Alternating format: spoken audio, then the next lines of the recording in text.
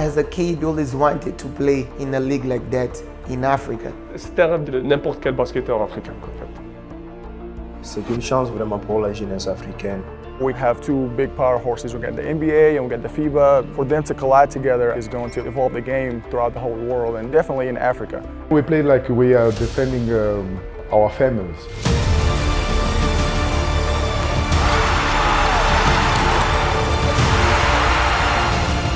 Africa is going to go on the map.